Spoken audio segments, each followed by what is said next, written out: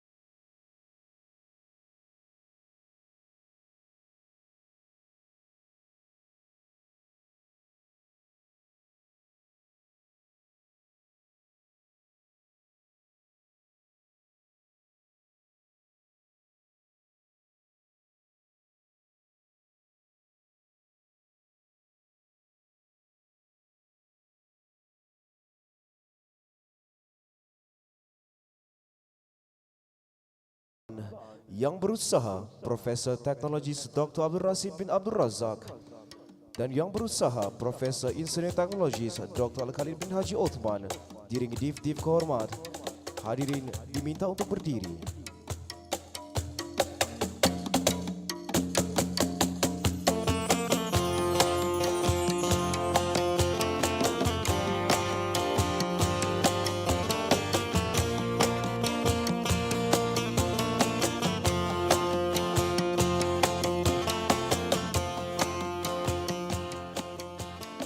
Hadirin dimohon untuk terus berdiri bagi nyanyian lagu Negaraku dan Ibu Pertiwiku.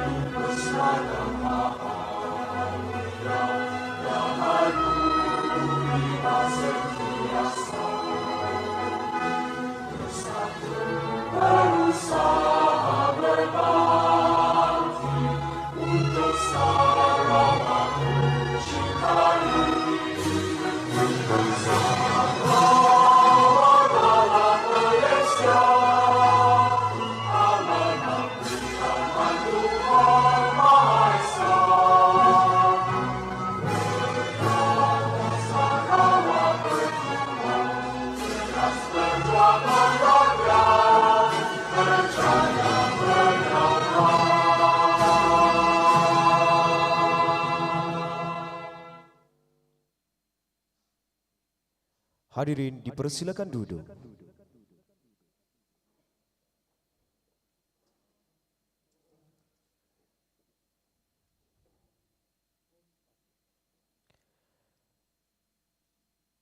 Yang berusaha Profesor Teknologis Dr. Abdul Rasid bin Abdul Razak, Timbalan Naib Chancellor Hal Ehwal Pelajar dan Alumni Universiti Tun Hussein On, Malaysia, merangkap pengerusi Majlis Debat Universiti-Universiti Malaysia Madu. Yang berusaha Profesor Insinyur Teknologis Dr. Al-Khalid bin Haji Othman, Timbalan Naib Chancellor Hal Ehwal Pelajar dan Alumni Universiti Malaysia Sarawak, merangkap pengerusi Jawatan Kuasa Pelaksana Debat Diraja Antara IPT 2024. Barisan Pengurusan Kanan Universiti, barisan hakim dan para peserta debat diraja serta hadirin sekalian. Burung terbang di hujung tamar, singgah sebentar di pohon meranti. Hadirin sekalian, tuan dan puan, selamat datang kami ucapkan di sini. Selamat datang ke pertandingan akhir debat diraja antara Institusi Pendidikan Tinggi IPT 2024 kategori Bahasa Inggeris di antara Universiti Malaya dan Universiti Islam Antarabangsa Malaysia. Sukacita dimaklumkan bahawa majlis ini adalah merupakan anjuran bersama Majlis Debat Universiti Malaysia Madum, Kementerian Pengajian Tinggi dan Universiti Malaysia Sarawak UNIMAS. Hadirin sekalian, hujan gerimis di waktu pagi menyiram bunga di Taman Sari. Doa dibaca dengan hati suci. Semoga majlis diberkati ilahi. Bagi memberkati majlis pada pagi ini, dijemput Al-Fadil Ustaz Arif bin Mad untuk memimpinkan bacaan doa.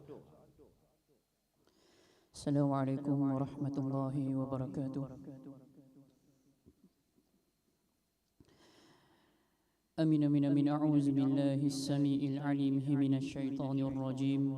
Bismillahirrahmanirrahim. Alhamdulillahi rabbil alamin. Wassalatu wassalamu ala asyrafil anbiya'i wal mursalin sayyidina Muhammadin wa ala alihi wa sahbihi ajma'in. Allahumma rabbana wa rabb kulli syai'. Sesungguhnya hanya kepadamu kami rafakkan rasa syukur, hanya kepadamu kami menyembah, dan hanya kepadamu kami memohon pertolongan. Sesungguhnya kami berhimpun pada hari ini sempena pertandingan akhir debat diraja antara institusi pendidikan tinggi bagi melahirkan rasa kesyukuran di atas kurniaanmu yang tidak ternilai. Maka engkau berkatilah dan engkau lancarkanlah majlis kami pada hari ini. Sesungguhnya kami menadah tangan kepadamu ya Rahman, memohon kehadratmu ya Rahim, agar majlis kami pada hari ini sentiasa di bawah rahmat, inayah dan perlindunganmu. Ya Allah, ya Rahman, ya Rahim, sesungguhnya engkau maha mengetahui bahawa kami di sini ingin menimba ilmu-Mu yang sangat luas bagi mengembangkan potensi kami sebagai hamba-Mu yang engkau redai. Kurniakanlah kepada kami ilmu-Mu, sinarilah hati-hati kami dengan cahaya dan hidayah-Mu. Ya Rahman, jadikanlah kami dari kalangan hamba-hamba-Mu yang taat dan bersyukur. Kurniakanlah kami kesihatan yang berpanjangan, kesejahteraan yang sempurna, fikiran dan tindakan yang sentiasa waras, minda yang cergas, rezeki yang halal, zuriat dan generasi yang beriman dan berakhlak baik, serta kurniakanlah kami kebaikan di dunia dan di akhirat.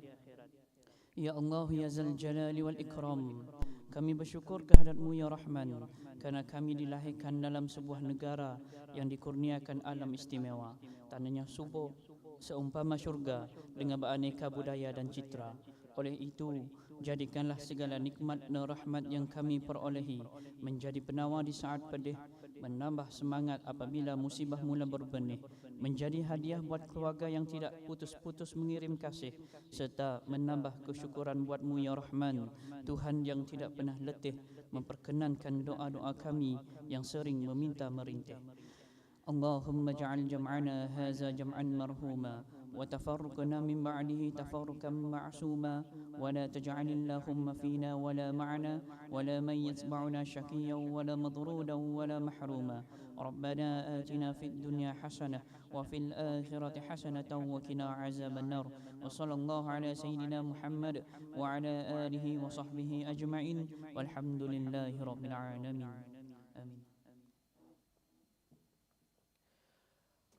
Amin, amin, ya Rabbal Alamin.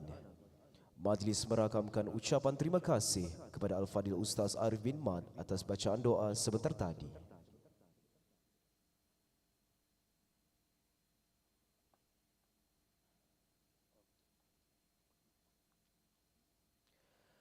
Barisan hakim, para peserta debat diraja dan hadirin sekalian.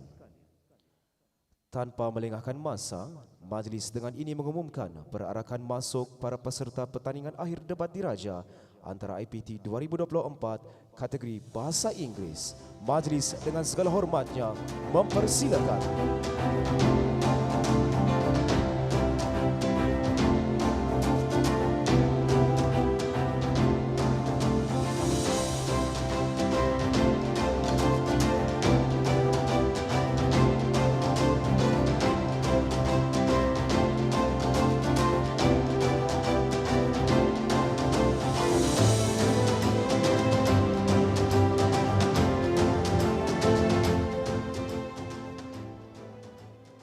Hadirin sekalian, bagi meneruskan atur cara pada hari ini, dengan segala hormatnya, saya menyerahkan majlis kepada Puan Puteri Aisyah Umairah binti Megat Muhammad Rosdin selaku Yang di-Pertua Dewan.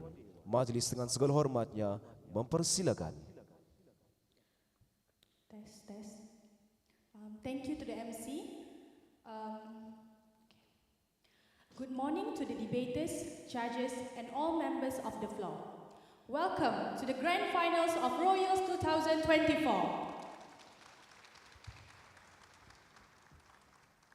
My name is Puteri Aisyah Umairah, and I'll be the speaker for this round. The chair for this round will be Muhammad Shafiq bin Abdul Razak, alongside Terence Aaron Anthony, Mabel Lee Huang Jing, Suraya Jasmine Abdul Rahman, Declan Dion Dublin, Gaurati Anak Perempuan Raja Mohan, and Lee Wei as their panel. You may refer to them as a collective panel. I will introduce the speakers for both government and opposition. On the government side, we have UIAMA. The Prime Minister will be Hanafi Sulaiman Amin bin Muhammad Haniki, alongside Subaita Arwa as the Deputy Prime Minister and Hazim bin Muhammad Rizwan as the Government Whip. The government reply speech will be given by Hanafi Sulaiman Amin bin Muhammad Haniki. On the opposition side, we have UMA. The leader of opposition will be Tanish Raja alongside Kuhan Kartikan Anak Lelaki Ravi Chandran as the Deputy Leader of Opposition and Raymond Kimura as the Opposition Whip. The opposition reply speech will be given by Kuhan Kartikan Anak Lelaki Ravi Chandran.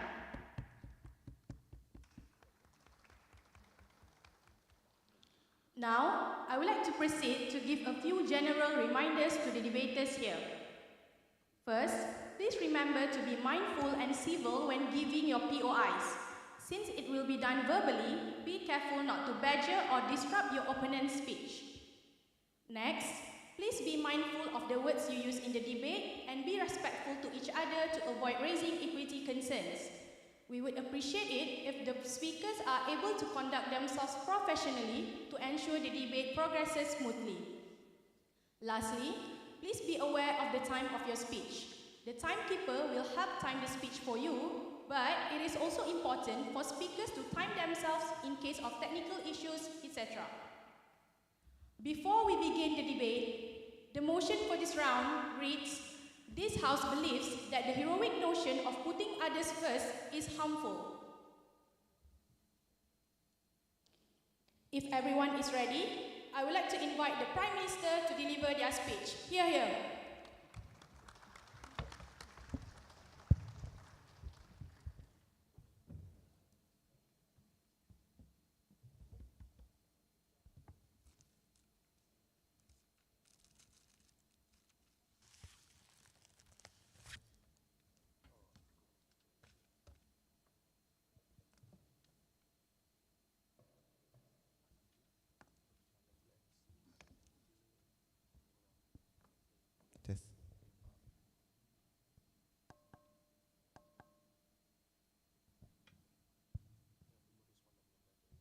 I'll start my speech in 3, 2, 1. The existence of this notion panel is the reason why women are told to continue helping and taking care of their husbands and children at home, and minorities are continue to be suffering.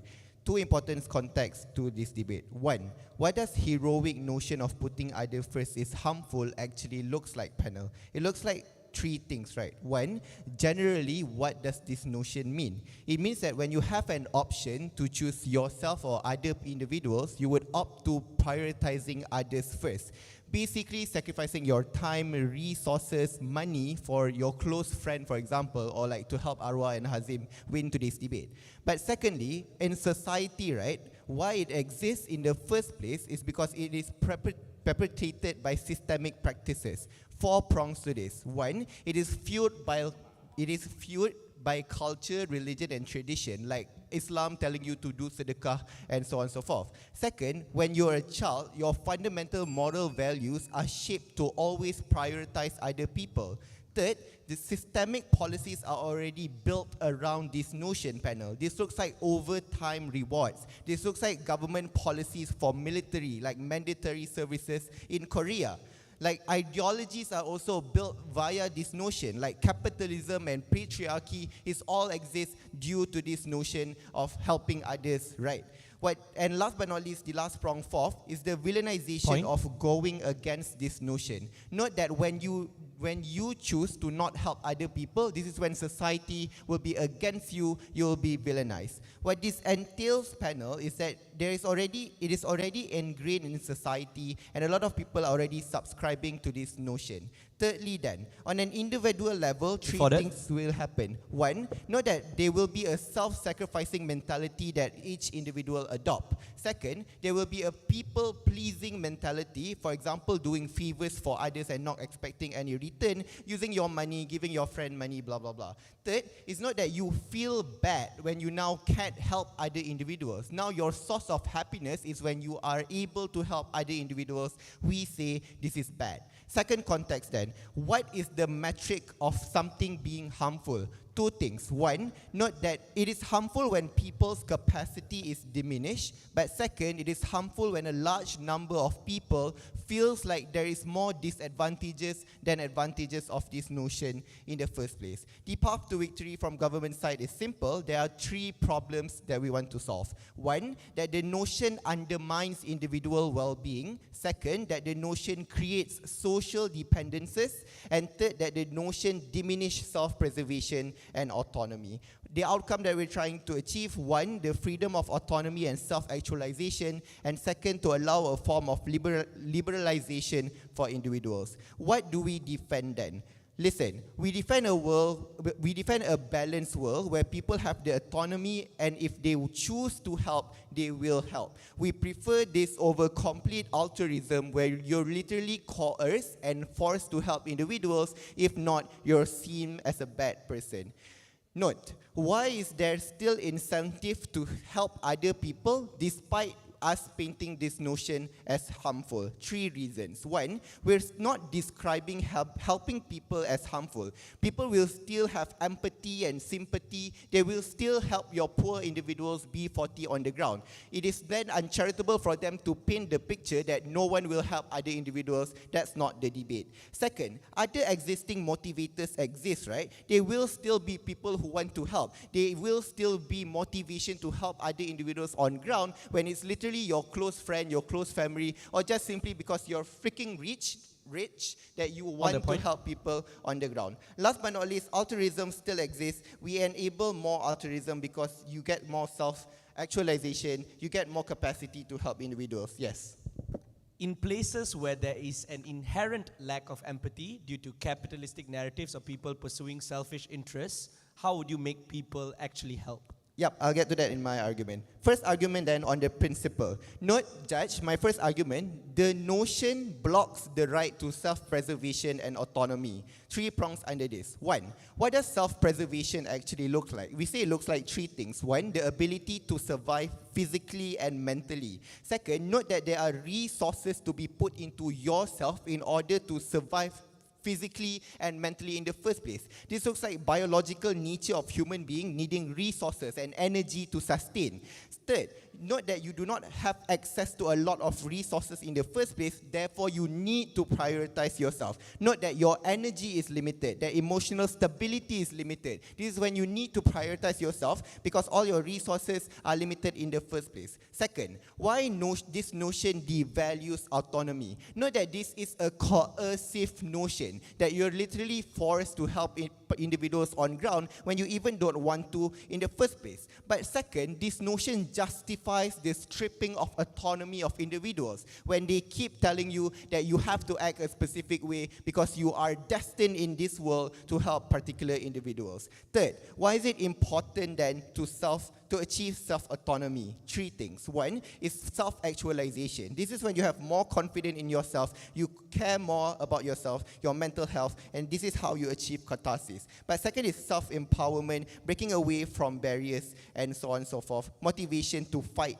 these structures that are against you. Most importantly, answering Cohen's POI in this argument, right? Argument number 2, why does this notion propagates exploitative ideologies? Know that it justifies exploitative structures like capitalism, patriarchy, and nationalism, right? Because in capitalism, there is a race to the top where people keep sabotaging each other just and they get unpaid over time and they become servant of the companies due to this notion. But secondly, patriarchy. Women are being stereotyped as caretakers and having to stay at home. That the mom have to always prioritize their husband and children over their self. Because of this notion, they are not free to do whatever they want because of this notion. Third, extreme nationalism, right? People are forced to go to war because it is good for other people. What's the comparative then panel? On our side, people do all of this stuff. People take care of their family and go to war because they want to. There is no notion that forcing them or coercing them to go to do everything that I've explained to you about. But second, what are the impacts then? Simply, we don't want to perpetuate the cycle of systemic exploitation. We don't want people to be depressed. We say that their autonomy is most important, and therefore, a clear government ballot. Thank you.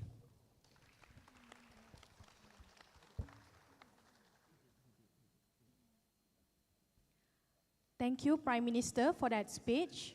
Now, I would like to invite the Leader of Opposition to deliver their speech.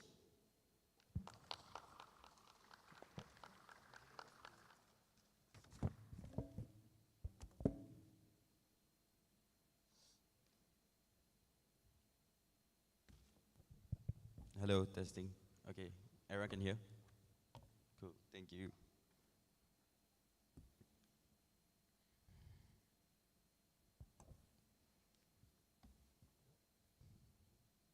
When they came for the Jews, I didn't speak up because I wasn't a Jew. When they came for the Muslims, I didn't speak up because I wasn't a Muslim. And when they came for me, there was no one left to speak up for me.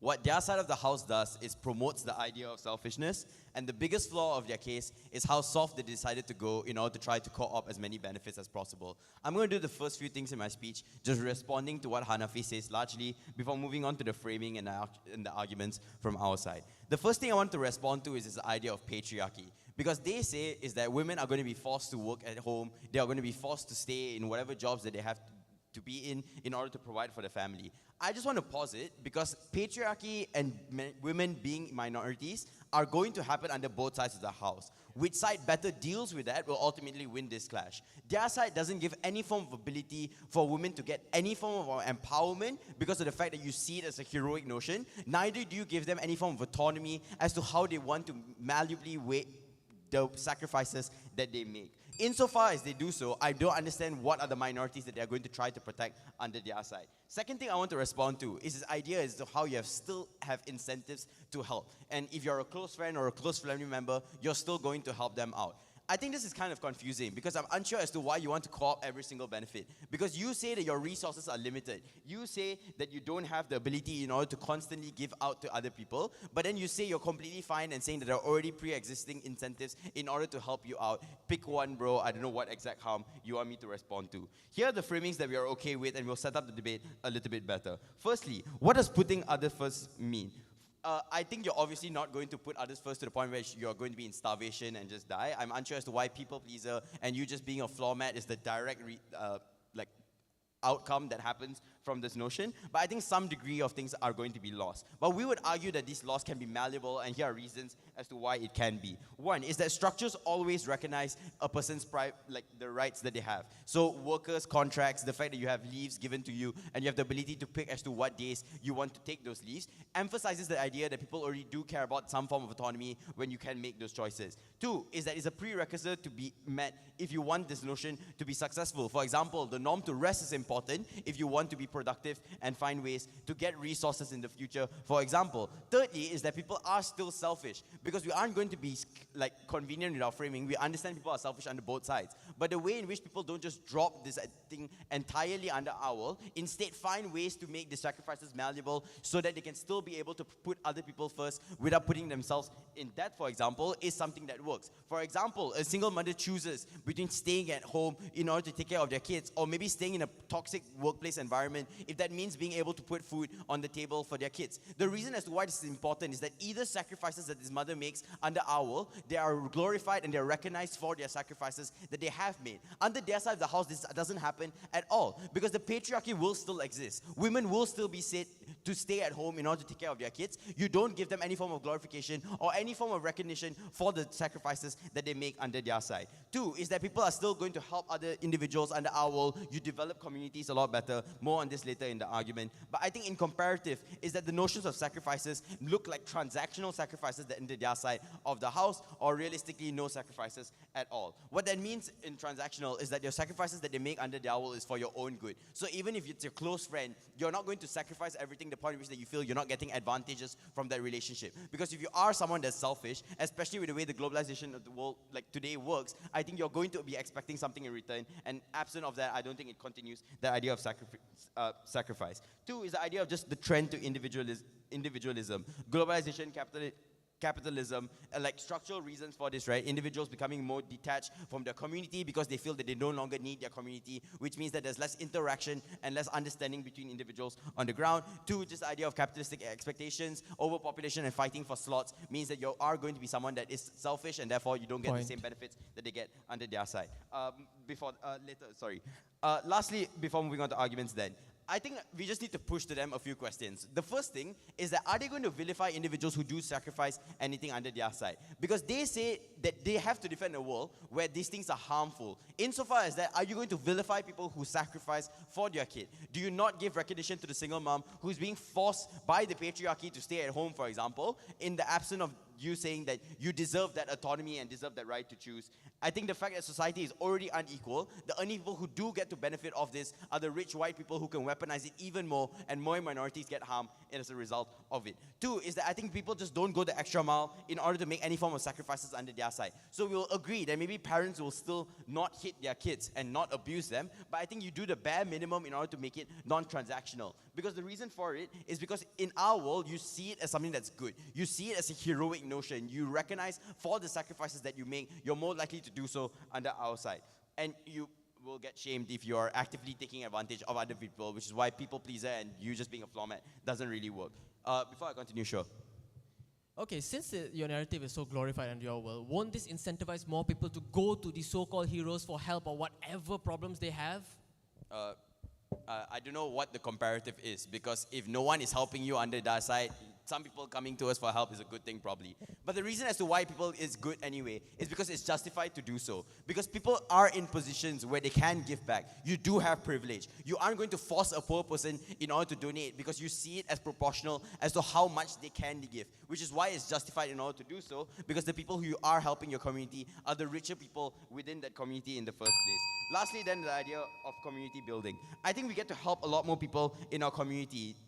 You broaden your identity and your circle. This is exclusive because there's no incentives to do so on the side of government. The idea of capitalistic nature and how selfish that you need to be in a dog-eat-dog world in the race to the top, I think it just means that you don't get that opportunity under their side. We have more people who appreciate sacrifices that are made in places, in status quo in our world, right? Recognizing the efforts of Orang Asli people in World War II, for example. Chinese people in the KMT Dragons, some damn cool spy thing that Kavi told me during prep. Or the fact that Indian politicians had to fight and have freedom fighters in order to make their achievements happen under their world. Lastly then, last analysis is just the none of my business analysis, or my mom says tidak apa attitude, right? It's because you become not empathetic under their world anymore. You care purely for yourself and you don't make the efforts in order to do it earlier. So when Kamala Harris won, and you can see a lot of girls crying because they recognize the failures that are going to happen to the US, you see boys just posting pictures of them playing Minecraft and Fortnite because they don't realize the extent of the harms that happens, because you're not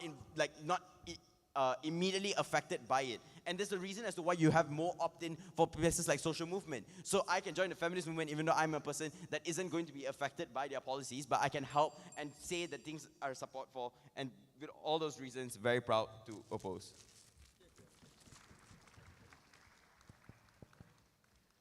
Thank you, Leader of Opposition, for that speech. Now, I would like to invite the Deputy Prime Minister to deliver their speech.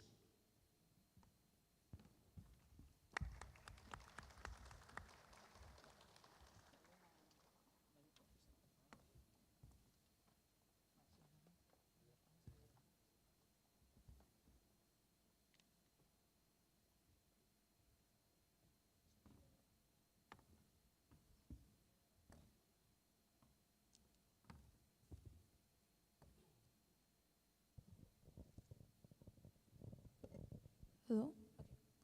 Starting my speech in 3, 2, 1.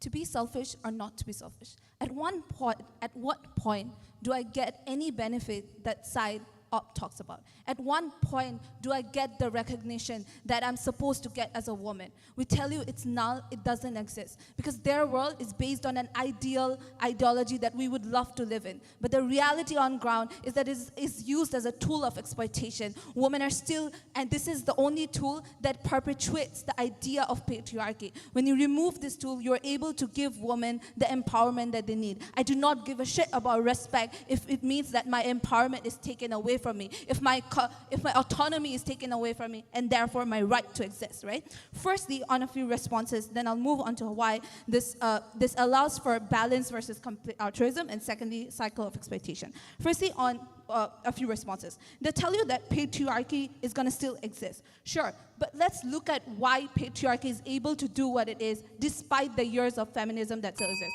Because women in rural areas are believed and told to believe that the only way you can achieve solvency is by getting respect, the same respect that Tanish talks about, which means the moment in time you choose anything that is out of the idea of this notion is when you're villainized as a society, is when you're not a woman who deems to have any form of respect, right? That is the woman that you're not protecting under yourself. That means that the only thing that you give is give them some sort of respect without any pragmatic benefits, which means that mother care and daycare are still underfunded in the society, which means the only solvency you give is that you are a woman, mother, and therefore you get some sort of respect. But that respect is a wash when you have to force yourself, physically endure yourself to go through this hardship without getting any sort of policies on ground that are changed, because this is a way to shift this accountability and recognition, right? But again, the respect is number one, marginal, second, abstract in nature, because there's no pragmatic benefits that women actually get on ground. But the community argument, right? Understand the only benefit OB gives you is that you get this glorification and respect, and they tell you that community exists. The community building is a wash when you do not prioritize yourself. When you're not able to self-actualize, you're not able to achieve your maximum potential, which means that your contribution back to the society and the community that you want to build is diminished in and of itself, which means that the only way you can achieve all the benefits of community building is when you prioritize yourself. You're able to sustain for a longer period of time because you're able to sustain and perceive as an individual, and therefore build a better community and not a community that is built on coercion of responsibility.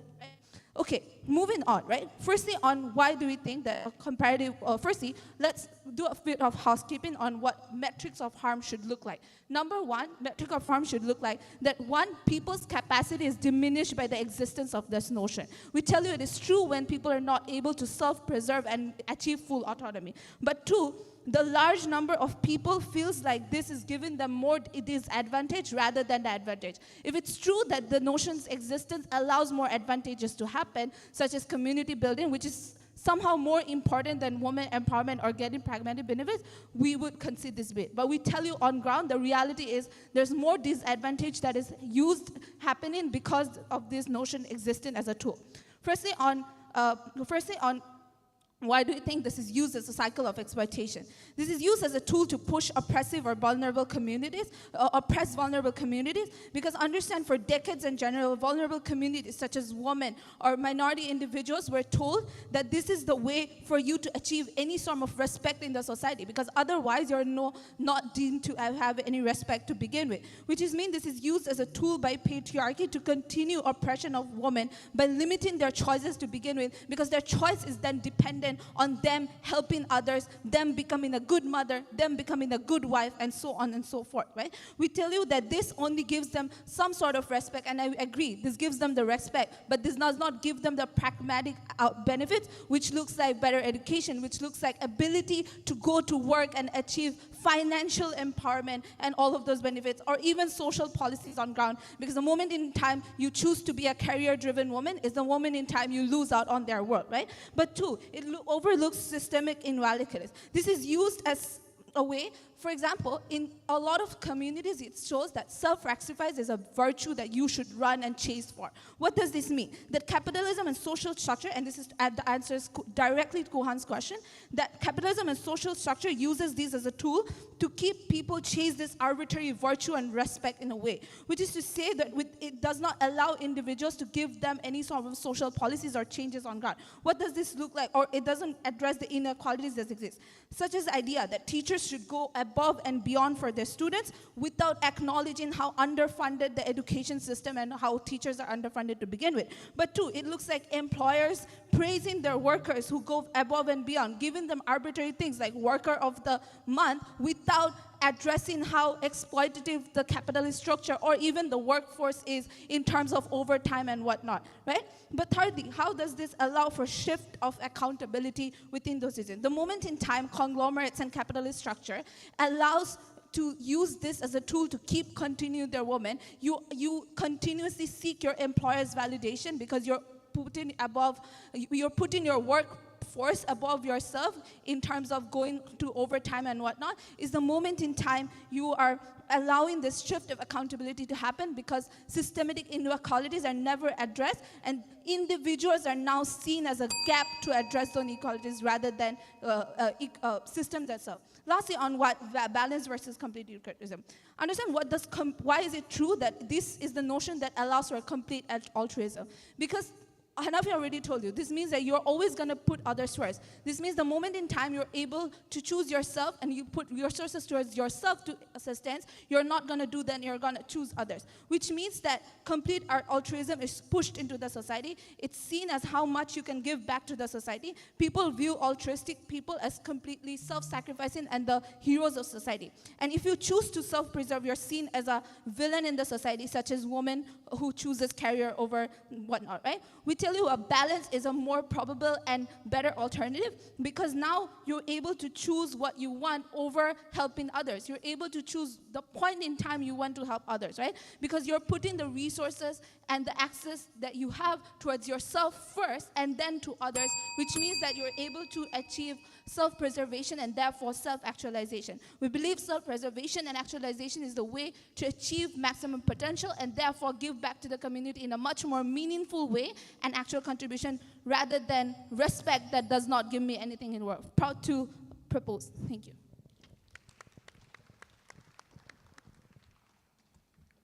Thank you, Deputy Prime Minister, for that speech. Now, I would like to invite the Deputy Leader of Opposition to deliver their speech.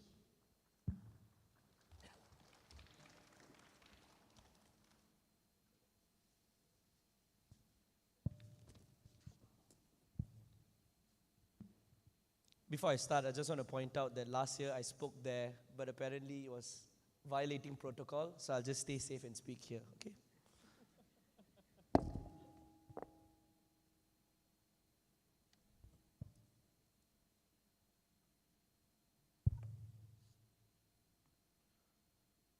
Mariah Carey had a song called Hero, and just before the debate, she called me and she said what she actually meant by hero in that song is heroic notion of putting others in first is actually a good thing. If you don't believe Mariah Carey, then you should lose the debate. You should support opposition. Here's how I'm going to structure this speech. The first thing that I'm going to do in this speech is whose context is truer? Because clearly there's a deadlock right now.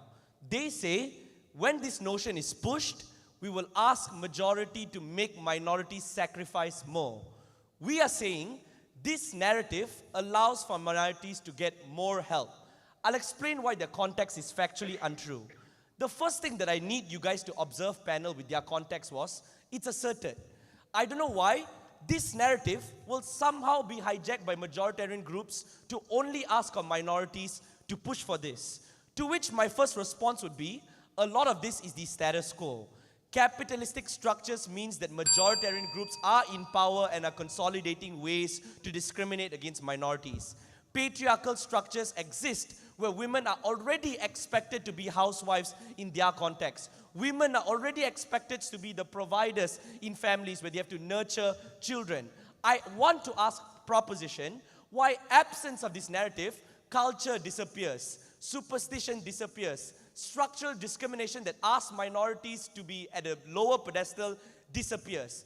To which I would say, in that context where the symmetry of power already exists, now we allow minorities to have more autonomy to ask back of reciprocity. Why? That's my second layer of response. Heroic duty means it allows our side of the house to also give ammunition to these minorities to say, how have you been a hero to me? Which means, even in circumstances where companies abuse its workers, even in circumstances where men, for example, ask women to be more of a nurturing character, I can now ask back, how have you sacrificed for my well-being? Where's your heroic duty in this regard? It's a two-sided coin, which means at least we give a rebuttal to the minorities on their side of the house, which they don't. The third way we clash with this response is that our side has the capacity for reclamation. In every single narrative, when the narrative gets bigger and wider and more expansive, we allow for more interpretations of minorities to actually understand how they can use the narrative to their advantage. That's why, for example, if you have the narrative to be kind, they can't say this narrative would manifest in a way that forces only underprivileged people to be kind. In that world, when it's more expansive, minorities can also ask, how have majoritarian groups been kind to me? This reclamation, the space for it to reclaim, can happen in a world because it becomes normative. When something's a norm, it socially engineers with our mind. The way that it interacts with our competing interests is that it becomes a dominant narrative. We place a premium on sacrifice, and that's how we give people an ability to reclaim. That's exactly why in South Korea, for example, the Honjok culture asks people to do traditionally communal things alone. And that's why it stretched to even average people being able to do that. Our analysis was that the top-down change allows capacity for reclamation, allows capacity for autonomy for minorities. Absolutely no response there. The end result is this: minorities, housewives, get satisfaction through this process that were given to them.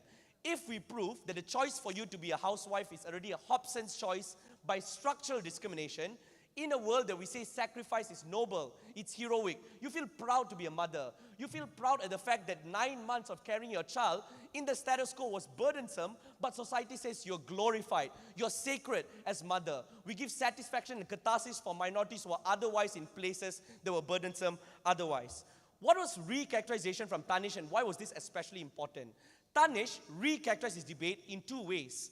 First, he explained why the capacity for you to sacrifice can be malleable. In our world, there can be various schools of thoughts and exemplary conduct that we can point to on what sacrifice mean. A mother could sacrifice a career and be housewife, and that can be considered sacrifice. Another mother could go for a more toxic, high-paying job because she wants more money for family, which is also sacrifice. We diversify the notions of sacrifice on the outside of the house. What this does for the debate is that I'm proving why the entire argument of autonomy can be framed out. In our world, where we have better malleability, people in positions where they want to sacrifice can have better malleable approach that gives them some level of autonomy while still sacrificing for the greater good of their community. And this is something that's significantly important. Second, they had absolutely no response about how the status quo is individualistic. People are individualistic because of narratives of capitalism, for example.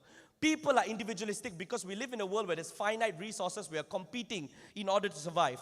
Exactly Prime Minister's analysis to say that energy is limited and need to strive for another energy in order to survive are all mechanisms on why our world building was more accurate. That capitalism makes people individualistic. We need a stronger narrative to say on why people should be united. What does this entire clarification do for the debate? I'm actually building new mechanisms on why our world is more likely to exist. We didn't just assert majoritarian groups handle it. Even if it is, we prove to why there's a benefit in that context that he mentioned. Go for it.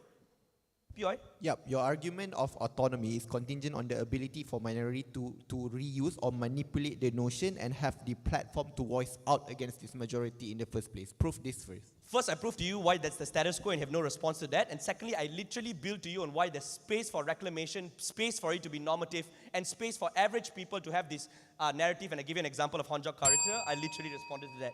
But two ways they win the debate. This debate has to be adjudicated on whether the narrative is true, and this debate has to be adjudicated if this narrative, independent of whether it's true, why it's a good thing for people's world. Why is this narrative true? They explain that it's true because it has three problems. It undermines the well-being of people, which we directly challenge on why you have capacity to do both. Second, they talked about dependence, which I'll directly deal with. And third, they talked about diminishing agency. How do we clash with that?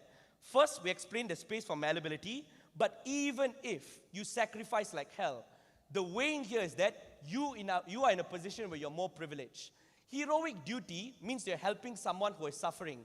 A mother sacrificing more for the child, even if she sacrifices everything, is okay because the child is underprivileged. A person sacrificing everything he has for a poor person, it's okay because the poor person is underprivileged. The weighing metric here is that if you're asking someone to do something on both sides of the house, at least we're asking the more privileged person to alleviate inequality by helping people who the state has failed. That's why, even if this narrative becomes a norm for people, we actually remedy world problems. We make the world a more united faction. We help people have cross-community interactions. We make people understand that discrimination is structural, therefore we need to sacrifice for other communities beyond racial lines, beyond community lines. Our world is the one that says selflessness is a premium. Our world is the one that says to break the dichotomy of context that is so discriminatory, this narrative ought to exist.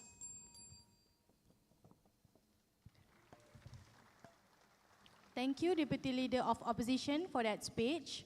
Now, I would like to invite the Government Whip to deliver their speech.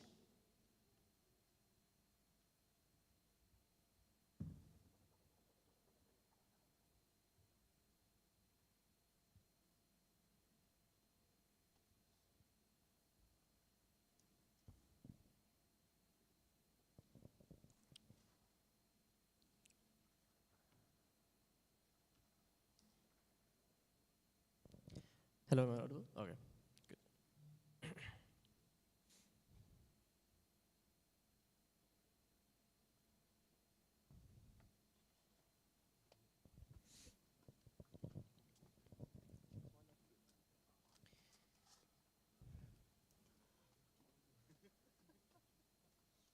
I remember a time when I was growing up, right? That people came to me because I was a self-altruistic and sacrificial person I am today. When they came to me to borrow money, to borrow my time. Hey, Hazim, you know what? Can you listen to me rant and sacrifice my time? I need somebody to comfort me. These are all things that this particular narrative has propagated in life. That's why Hanafi's framing to you in the beginning panel is very important, because it shows to you it's a systemic belief that has come from the very depths of our society. It comes when people are taught to be like, hey, be charitable, be caring to your friend, be sacrificial. These are things taught throughout your society and growing up, which tells you that the moment you are not, the moment you do not give back to these people is when you're not a good person, is when you're going to be villainized. Sure, notice how this is very bad for the mental health of these individuals. Notice how as much as Kuhan and opposition side tries to tell you that it's a united front, it actually destroys the very self-actualized person you are in the long run. Three things then in my speech. Firstly, I'm going to talk to you about whose framing is more believable. Secondly, let's weigh out the benefits and harms on the worlds. And thirdly, right, let's talk about how exactly this world shifts the accountability from these structures to the oppressive people.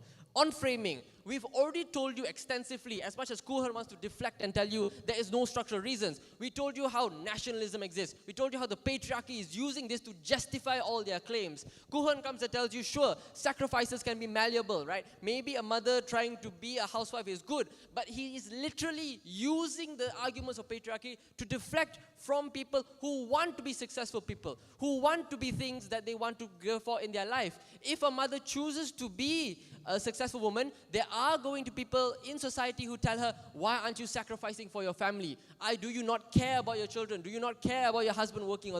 That is the narrative that is propagated by this particular thing, and that is why it's so harmful. We talked to you how capitalism uses this thing in the form of bosses not giving overtime pay. It looks like how they're just going to use it to justify, you know what, you're employee of the month for this particular month. This is why you have to work as much as you can, sacrifice for this company. You're going for a greater good in a sense. These are all the things that this particular narrative allows, and which is insanely harmful for the minorities and the individuals who sacrifice their gains for this particular thing. Notice how, right, panel, at this point in the speech, we've proven to you how this narrative is used in an exploitative nature, and all that is given by side opposition is two things. It is more malleable to a certain extent, which is A, uncharitable to the stance. We've already given to you how it's exploitative. And B, right, notice how it is shifting the accountability away from these people. You are no longer allowed to call out your oppressive bosses, to call out the patriarchy, to be like, why are you putting us and forcing us these positions? They're going to respond and say, oh, you have to be heroic. You have to be self-altruistic. You need to sacrifice for the company or your job, right?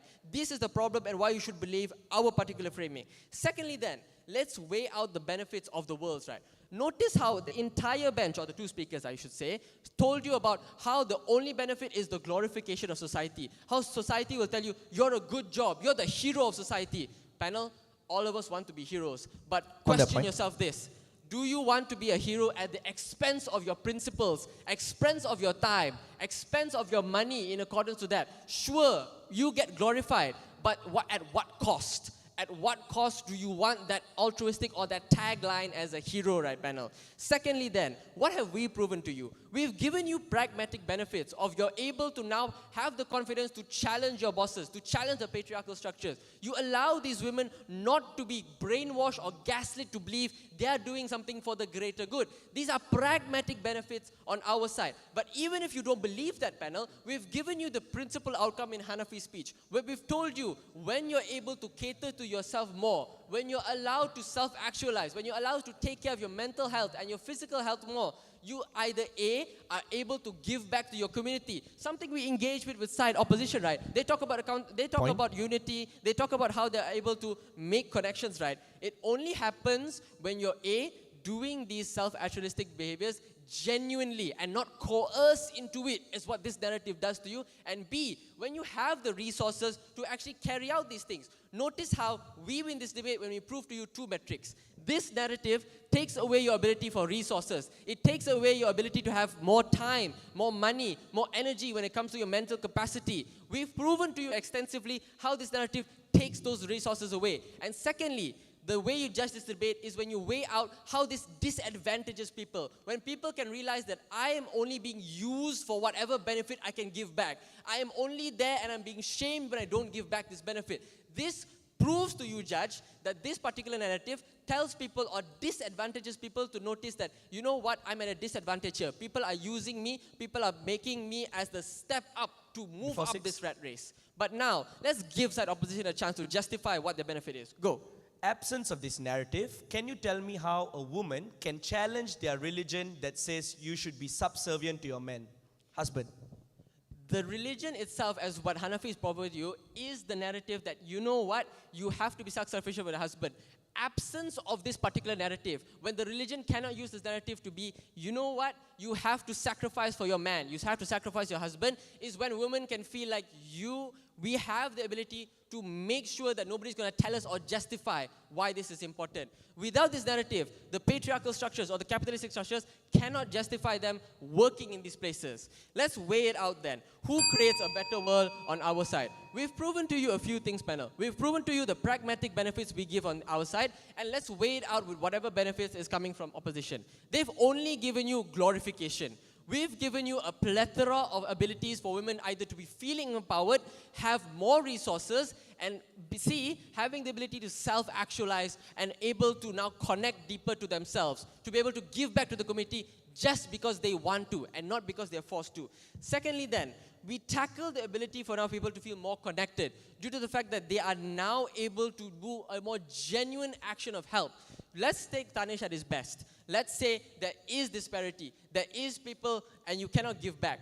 we prove to you that even if people are more selfish, the ability for them to actually work on themselves, to improve themselves better, is an exclusive benefit on our side. So even in our worst case, we're improving the lives of these people. And on the best case we have, right, panel, we outweigh them because we give people the sense of empowerment, the sense of not being able to be blocked into a corner, and the ability now to empower all individuals to know that you're not just a pawn in a structure. You have a sense of worth, and it's not tied to how Superman you are. Thank you.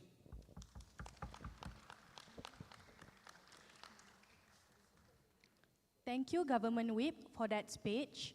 Now, I would like to invite the Opposition Whip to deliver their speech.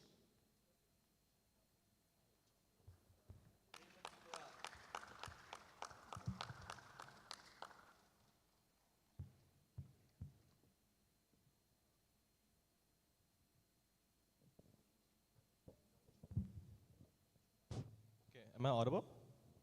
Okay, cool.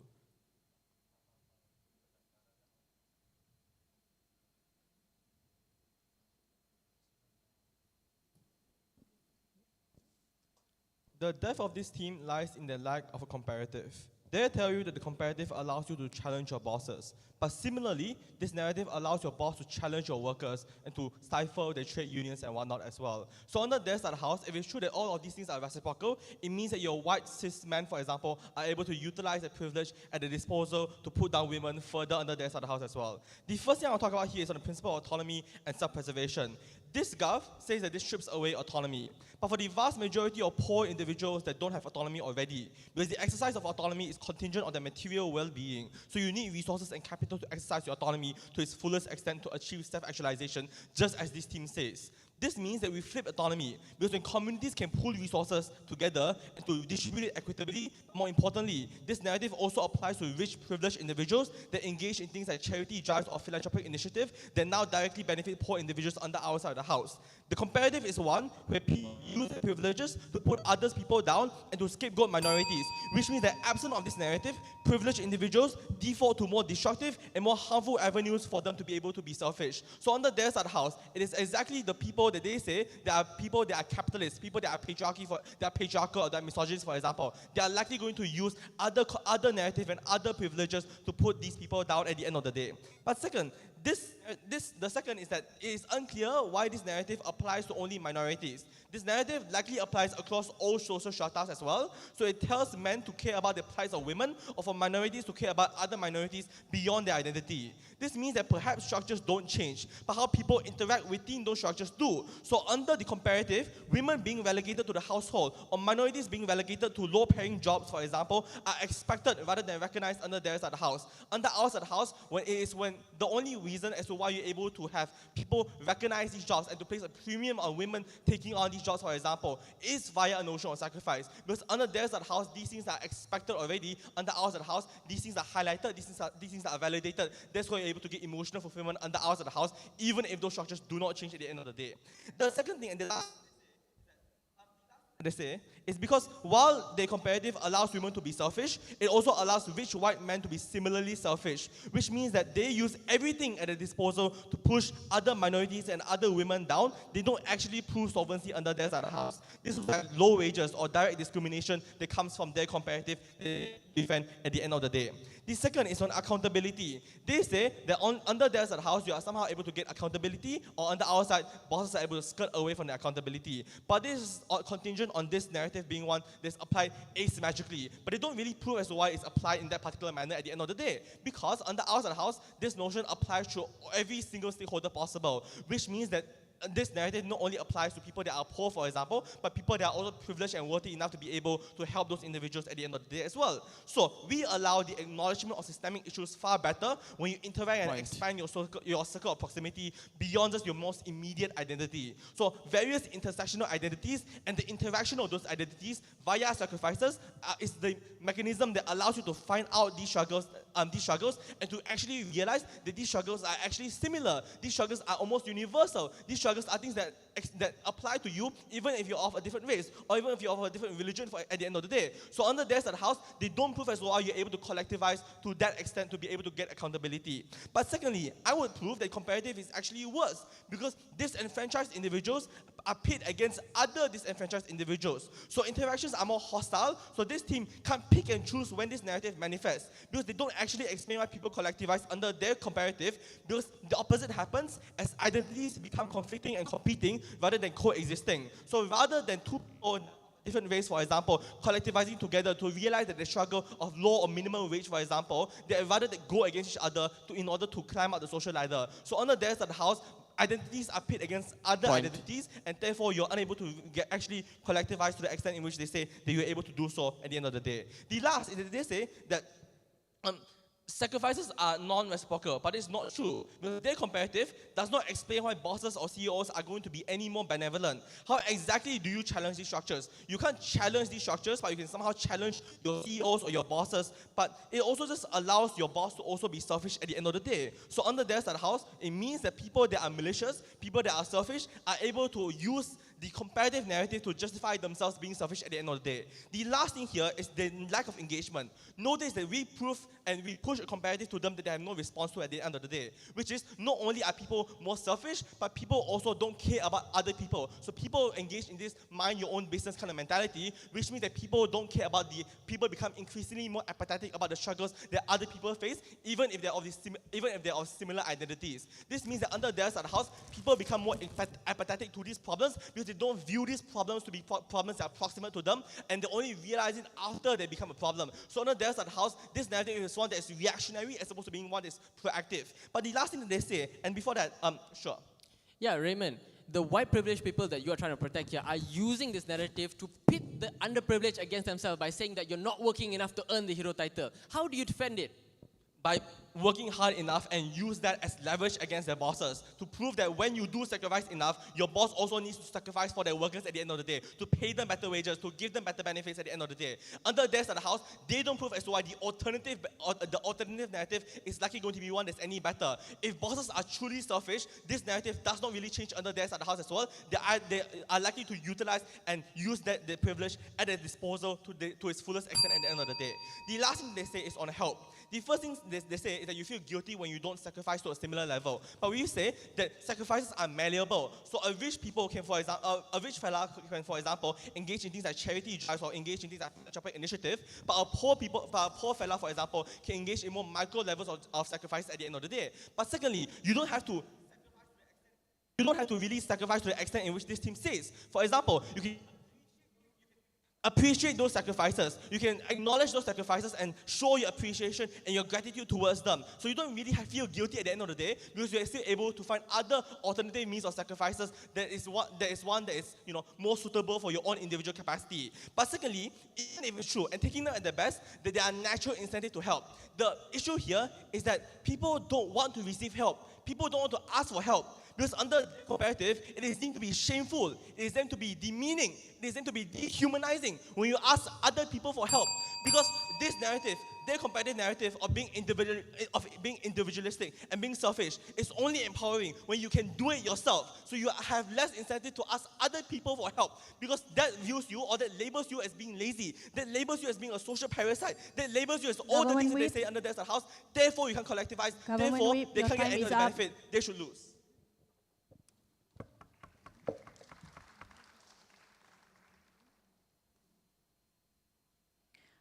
Thank you, Opposition Whip, for that speech. We will now move on to the reply speech portion of the debate. To begin the reply speech, I would like to invite the opposition reply speaker to deliver their reply. Hear, hear.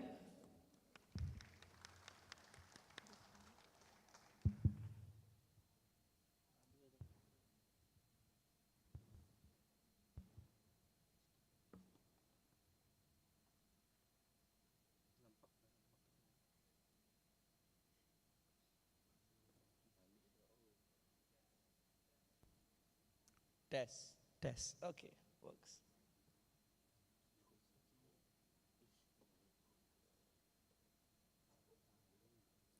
4 parts to this reply. The first is I want to deal with autonomy and dependence. Their claim was that this is bad because this hinders your autonomy and this makes you dependent. I want to actually question whether or not these benefits should be debate winning. The first is on autonomy. The first comment I want to make is that, why is autonomy important? I know we're in debate land where we always consider autonomy to be a net good in and of itself, but why? Especially in a world where we don't have absolute autonomy, that our rights, for example, to pursue absolute free will is hindered by the social contract, where government makes executive decisions for us. I could be a couch potato at home, but I'm forced to go to school. I could say I'm anti-vax, but I'm forced to take a vaccination. Why is autonomy in and of itself valuable in a world where a lot of autonomy is taken away based on actual tangible government benefits for the government? Second is, we sanction bad autonomy. That when you make irrational decisions that harm a third party, for example, we disallow that choice. Why is that choice valuable if people can already make an objective decision to explain when a choice is good? Third, whose autonomy is more valuable? In the world that we are sacrificing some people's autonomy on both sides of the house, we are saying at least we're sacrificing the sacrificer, who's in a place where they're more privileged, who's in a place where they're more capacity and power. So at least, even if you're trading off their rights, it is in pursuit of a right of a person who's more vulnerable in adversity. The next thing they talked about was dependence. It is bad to be dependent. I think this is just fundamentally untrue. Dependence is status quo. It is impossible for a person to be absolutely alone because we have limited knowledge, limited capacity, limited areas in which we can interact. That's why on our side, we always have cross interactions because it is in fact status quo for you to be dependent. We're dependent on housing subsidies. We're dependent on subsidies by the government. We're dependent on ChatGPT. I think IIU should know more about this. The point is, dependence is not status quo. It's not a harm. It is status quo. Second thing to take note is, will this be a tool for majority to oppress minorities? Judge note, their entire case was, this narrative is bad because majorities will oppress minorities more. On principle, they are against any proselytizing narrative. They are saying, if there's a narrative to be kind, don't do it, because now it's expected of minorities to be more kind. If it's a narrative to say help people, they say no, minorities should help poor people. The first thing I want to point out is there's a causation mismatch. We asked how? How will this happen? Why is it likely to happen that majoritarian groups would hijack this in the fashion that they talked about? No analysis. And listen how third speaker Hazim says, Kuhan was uncharitable. We had the reasoning all along. What was his reasoning? Patriarchy will use this. This is a method. I'm asking how this method can happen, which is a prerequisite analysis they don't prove. They can give me a laundry list of how patriarchy uses this, but they don't answer how is it likely that footing cannot be something you credit. But secondly, their best version of the claim answers our mechanism. They said, absence of a narrative, you can now talk back to your boss. If absence of this narrative suddenly symmetricizes the power asymmetry, that fills in our case much better because we have an added narrative to say, where have you been a hero? This narrative points out where can you be a hero and explains why in our, when it's normative, we can call out instances where it's object exploitation, where you're not giving anything to me. Now, we put others first in instances where the other person you're helping is truly suffering, because that's when you're a true hero. Giving a rebuttal fulfills the mechanism that they mentioned, because if you can talk back to your boss, you can talk back to your boss better in a narrative where you can compound something. We give a rebuttal in the context, which is why they win clear. What were 5 aspects to the debate that did not respond? When minorities do have a say, they had no response. When minorities go through catharsis, through a process that were given through them through Hobson's choice, they had no response. When we have better community because we have better interactions where we discriminate each other less, they have no response. When people are individualistic under their side of the house through capitalism that tears people apart, where empathy doesn't exist, they had no response. All these were areas that made the debate clear, but this team was uncharitable. The event that we were charitable, we took their case head on, which is why we should win.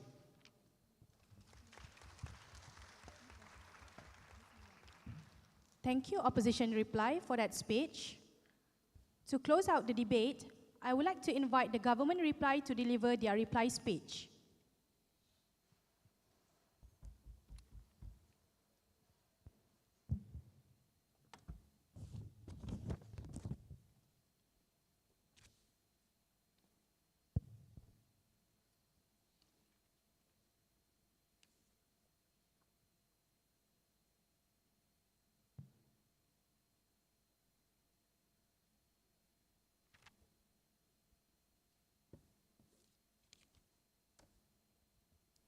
I'll start my reply speech in 3, 2, 1. As a person who prefers judging more, I was tracking this debate and I'll help you weigh this debate and why we win, right? The first clash is, will minorities be able to take advantage of the notion? Because note that this is the main clash. If we are able to take this down, we win to this debate. Because this is the only strong argument coming from side opposition. Kuhan told you that these minorities will be able to manipulate or flip this notion in a way that it will be in favor of their side, right? 4 reasons why minority would not get help and cannot be empowered on their side. 1 is the incapability to interpret and go against this narrative in the first place. Our context from the first speaker already told you that how systemic this notion has been, how everything has been ingrained in everyone's community and social life. And it is an assumption that is so easy for these minorities that don't have anything to just manipulate this notion, to use it for their own benefits, right? Second reason, they have no voices against the majority power. This was my POI against Kuhan. He didn't answer it. I already gave him a chance. Third is that they do not understand the nuances of the power disparity. Note that it is used as a tool that, yes, religion, cultures, all is helping this notion. But if we were to remove this notion into this debate, to the extent of the harms will be less, because at least we remove one of the tools that keep pushing capitalism, keep pushing patriarchy, right? But fourth reason is the ignorance of the majority towards minority voice. Note that Kuhan assumed that all majority will be okay if minority wants to use this for their own benefits. This is completely wrong. The weighing here then is that on government side, we do not rely on the need of the minority to take advantage of the notion. We tell everyone that it is harmful, and especially towards the minority. That is why the debate is about the minority, because it is the most vulnerable stakeholder. We allow for the self-empowerment of these individuals without all the prerequisite in opposition. Second issue then, will helping people be villainized? No, 5 reasons why helping people will still be celebrated and encouraged. 1, empathy and sympathy still exist. 2nd, government benefits like tax breaks still exist. Hazim told you this. 3rd is getting a better reputation and name. 4th, CSR from corporations. 5, self-actualization and catharsis. This entails that help will still exist and still be appreciated. Tanish's whole speech falls. The weighing here is that on both worlds, there will still be help. But on government side, we remove the coercive nature of getting this help in the first place. That people help because they want to, because we remove this notion. And in opposition, Kuhan is saying that it's okay if people are helping even with coercion. Third issue then, which side solves systemic barriers better? Note the deadlock here, right? Because government and opposition both want to empower these minorities. But note that this debate is on an extent. 3 reasons why it is worse on opposition side, right? 1, the power disparity that exists. Because note the assumption that in Kuhan's world, I would love to live in opposition's world where everything is pitch perfect, right? Where the majority will always prioritize the minority. Unfortunately, that's not the truth. The white rich individual will always prioritize the whites and will not even care about the minority. The power disparity exists and opposition choose to ignore this. But second, note that if we do not oppose this narrative today, it will be used as an additional tool to fuel capitalism, to fuel patriarchy. And they ask us on the comparative, why will it be solved on our side? Because the tool is removed. The tool to supplement patriarchy, the tool to supplement capitalism is only removed on our side. They are the reason why this narrative still exists. Third, note that there are more harms than the benefits. We already proved to this. And note that they never challenge the metrics to harmful that we have already given from first and second. We proved to you that there are more harms, that people feel like there are more harms than benefit, and it disproportionately disadvantages certain individuals.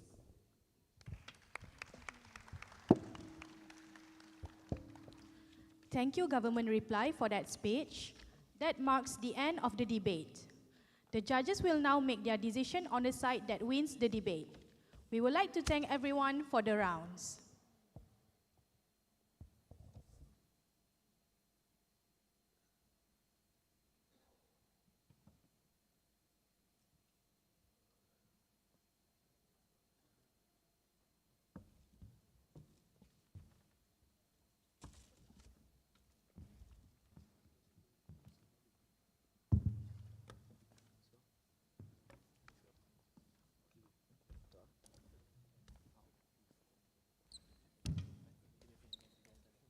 Terima kasih Yang di-Pertua Dewan, Puan Puteri Aisyah Umairah binti Megat Muhammad Rosdin.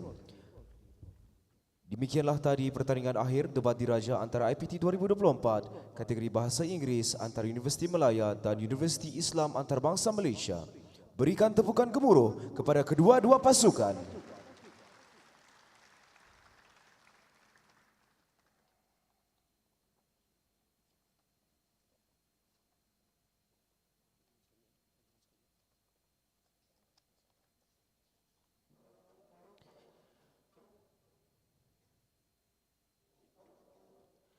Hadirin sekalian, pemenang dan penebat terbaik bagi pertandingan akhir debat diraja antara IPT 2024 kategori Bahasa Inggeris akan diumumkan di majlis penutupan debat diraja antara IPT 2024 pada malam ini. Majlis diteruskan lagi dengan acara penyampaian cenderamata. Majlis dengan segala hormatnya menjemput yang berusaha Profesor Teknologis Dr. Abdul Rashid bin Abdul Razak diiringi yang berusaha Profesor Insinyur Teknologis Dr. Al-Khalid bin Haji Othman untuk naik ke atas pentas bagi menyempurnakan acara ini.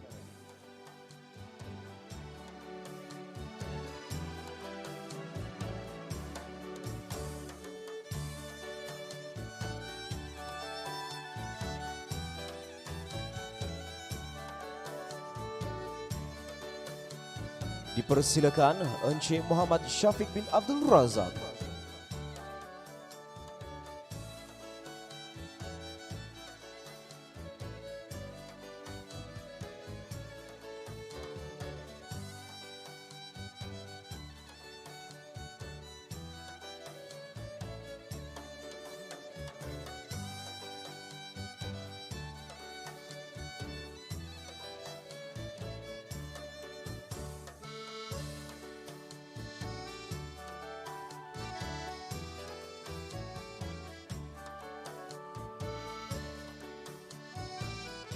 Seterusnya, majlis menjemput Encik Terence Aaron Anthony.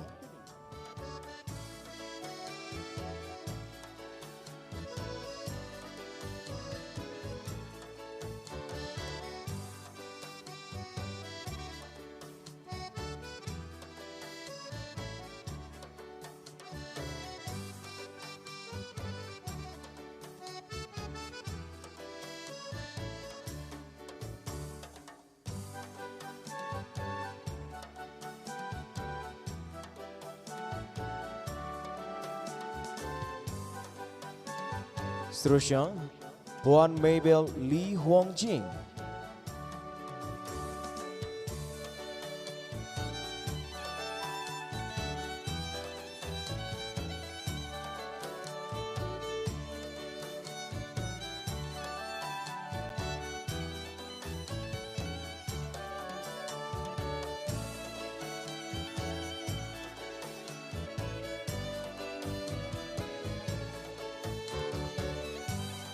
Puan Suraya Jasmine Abdul Rahman.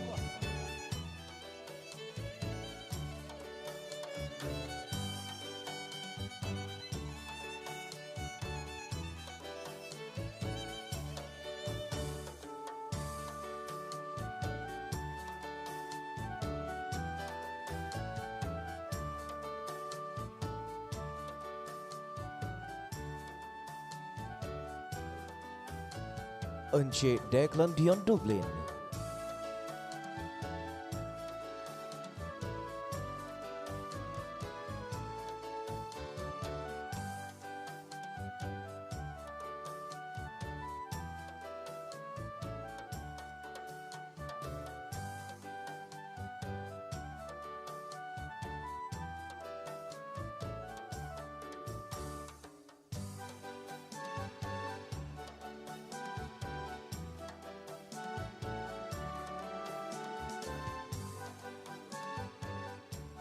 Puan Goroti, anak perempuan Raja Mohan.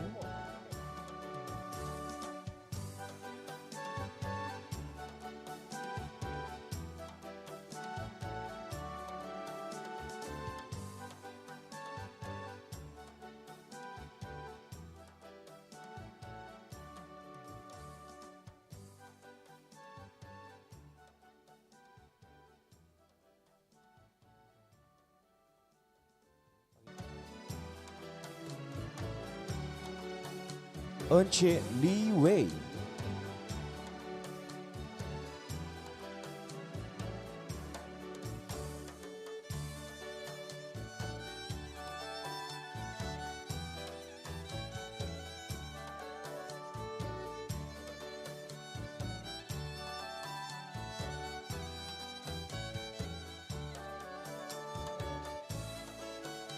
Terima kasih diucapkan kepada div-div kehormat atas kesudian menyempurnakan sesi penyampaian itu tadi.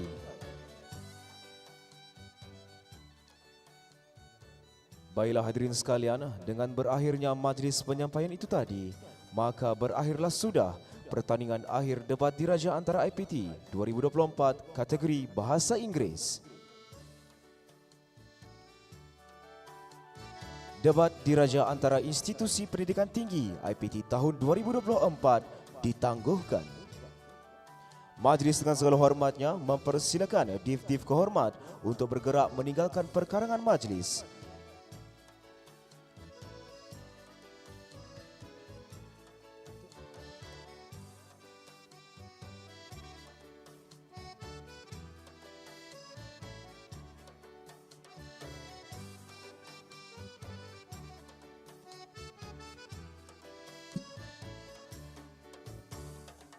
Sekian, wabillahi taufik wal hidayah. Wassalamualaikum warahmatullahi wabarakatuh.